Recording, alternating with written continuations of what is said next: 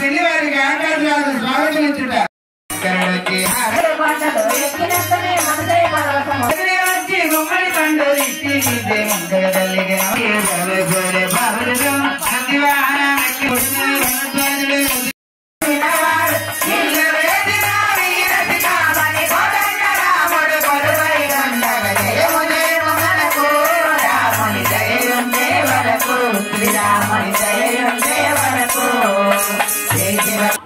ఎవరాని పిలవాలి తల్లి అని అడిగితే 14 లోకాలు నీ బిడ్డలే పిలవనేటప్పటికి గరుత్మంత స్వామికి అప్పగిస్తారండి. హేమంత ఋతువు, మార్గమాసము, శుక్లపక్షము, పంచమీ తిథి, శ్రవణ నక్షత్రము, మా ద్వితీయ కుమార్తె పద్మ నిర్ణయించిన ఆహ్వాన శుభలేఖార్థములు దేవతా సమేతముగా బంధుమిత్రుల సమేతముగా గురుదేవుల సమేతముగా అఖిలాండ కోటి బ్రహ్మాండ నాయకుడు ఆయన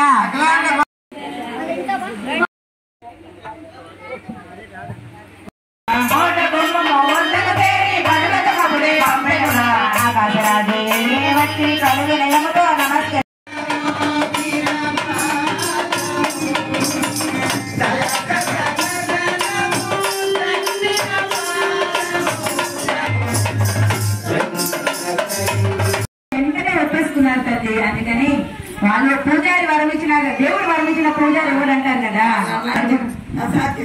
వాళ్ళ తరపున మాట్లాడడానికి మేము వచ్చాము.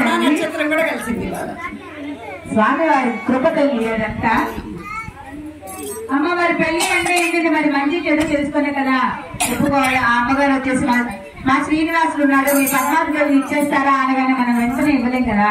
మనకి ఏవో కొన్ని ధర్మ సత్కారాలు ఉన్నాయంటే అడిగి తెలుసుకుందాం. మీ తరపున విలసిల్లో దివ్యమైన తేజస్సు కలిగినది. మా పద్మావతి పాదం పెట్టిన చోట సిరి సంపద ఆయువు ఆరోగ్యాలు పొంది సుఖంగా సంతోషాలతో తొలతూగుతూ ఉంటారండి. మా పద్మావతి కారణ జన్మురాలండి.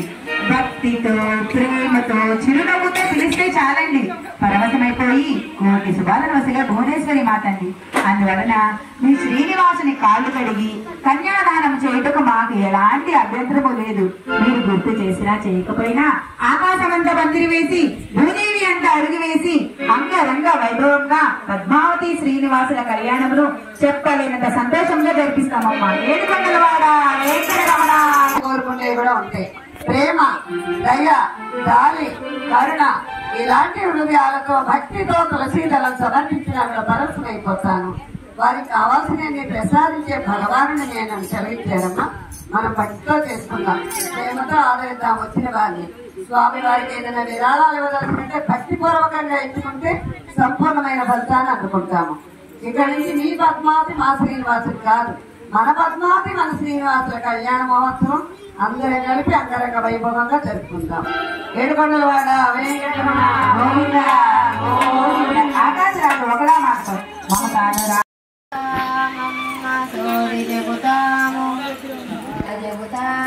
మా ఏంటి చక్కగా చెబుతావా తల్లి? జరిగింది చెబుతాను, జరుగుతున్నది చెబుతాను, జరగబోయేది చెబుతానే తల్లి. విన్నారా? జరిగింది, జరిగిపోయింది, జరుగుతా ఉన్నది, జరగబోయేది కూడా చెప్పుదట. మరి మీ పద్మావతి కోసం కేకేస్తే వస్తుంది. ఉన్న విషయం తెలియాలి కదా. మీ పద్మావతి ఎంతో స్థితిలో ఉంది.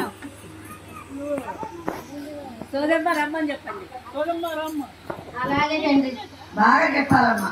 అలాగేనమ్మా. ఆ కోన మనసులో ఏముందో చెప్తాను. కట్న కానుకలు బాగా ఇప్పిస్తావా తల్లి? బాగా చెబితే వాళ్ళే ఇస్తారు. అదేనమ్మా, గంప నిండా ఎంపాలమ్మా కానుక నిండా అంతా తిప్పయ్యా.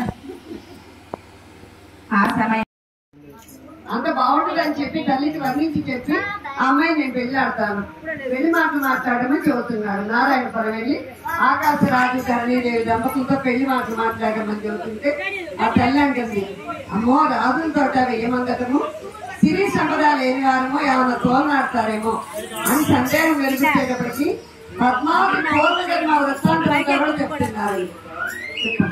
అమ్మా నీవు సందేహింపకు నీవొక మర్మము తెలిపెదను. కనకర ఉన్న వేదావతులే రావణు వెంట పంపెనుగా. రావణ సంహారం జరిగిన తదుపరి జానకి నాదరి చేరగరాగా.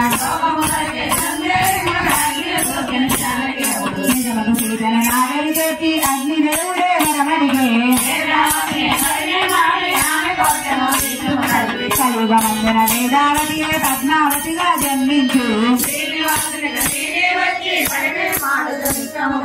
అప్పుడు నేను రుచిన వరమే సఫలము చేయడనే వచ్చుదిని వంటి మొక్కును చూసా శంఖము వంటి కన్నము చూసా ఎగుటి పడేవన స్థలమును చూసా పద్మాల వంటి పదములు చూసా కదలి వచ్చే బొమ్మను చూసా ఆకాశరాజు పుత్రుక ఆమె పద్మావతి పేరు కలది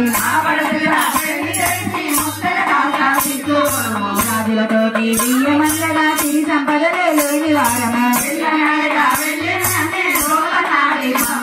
పద్మావతి జన్మ వృత్తాంతము